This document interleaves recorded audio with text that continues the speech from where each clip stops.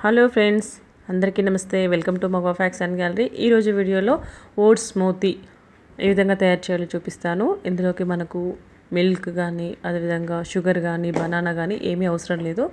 Just only ఓట్స్తోనే నేను చేసి చూపిస్తాను. సో ఇది వెయిట్ లాస్ పర్పస్గా చాలా బాగా ఉపయోగపడుతుంది. అండ్ డైట్ మెయింటైన్ చేసే వాళ్ళకి చాలా బాగా ఉపయోగపడుతుంది ఈ రెసిపీ. సో దీనికోసం నేను ఓట్స్ తీసుకున్నాను. సో నాకు అవైలబుల్లో ఉన్న ఓట్స్ని తీసుకున్నాను. సో దీన్ని ముందుగానే నానబెట్టి ఉంచుకున్నాను. మనకి ఎంతవరకు నానితే అంత మంచిదన్నమాట. సో కాజు, బాదం, అదేవిధంగా కొన్ని డ్రై ఫ్రూట్స్ కూడా నానబెట్టి ఉంచుకున్నాను. అంతేకాకుండా ఇందులోకి నేను షుగర్ వాడట్లేదు కాబట్టి ఖర్జూర తీసుకుంటున్నాను. ఈ విధంగా ఉండాలి కన్సిస్టెన్సీ అనేది. చూడండి, ఈ విధంగా ఉండాలి. సో లేదు అంటే కాసేపు నానబెట్టుకొని వేసుకోండి. ఇవి అవిసె గింజలు, ఫ్లాక్స్ సీడ్స్ అంటారు. సో ఈ ఫ్లాక్స్ సీడ్స్ అదేవిధంగా వీటితో నేను మంచి ఓట్స్ స్మూతీ చేసి చూపిస్తాను. సో చాలా రిచ్ ఫైబర్ ఉంటుంది. సో ఫైబర్ మనకు చాలా అవసరం కదా. సో ఓట్స్ ద్వారా తినలేని వాళ్ళు, డైరెక్ట్ అయితే తీసుకోలేని వాళ్ళు ఈ విధంగా స్మూతీ చేసి పెట్టొచ్చు.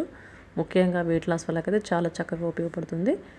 అండ్ నేను ఇందులో మిల్క్ కానీ, షుగర్ కానీ, బనానా కానీ ఏమీ వాడట్లేదు. జస్ట్ ఈ ఇంగ్రీడియంట్స్తోనే నేను స్మూతీ చేసి చూపిస్తున్నాను.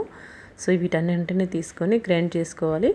ఈ విధంగా చాలా చక్కగా గ్రైండ్ చేసుకోండి. చూడండి, చాలా చక్కగా గ్రైండ్ అయింది కదా. సో ఇందులోనే ఒక సినమన్ పౌడర్ అయినా, దాల్చిన చెక్క కొంచెం వేసుకోండి. లేదు అంటే ఇలాచీ పౌడర్ అయినా వేసుకోవచ్చు. నేను ఇలాచీ పౌడర్ వేసుకుంటున్నాను. సో ఈ విధంగా ఇలాచీ పౌడర్ వేసుకొని తీసుకోవచ్చు. దీన్ని డైరెక్ట్గా సర్వింగ్ చేసేసుకోండి. చూడండి, మనకి ఎంతో హెల్దీ అయిన ఓట్స్ స్మూతీ అనేది రెడీ అయిపోయింది. Okay, if you new to this channel, please subscribe my channel and hit the bell icon. Share to your thick and thin. Thank you for watching.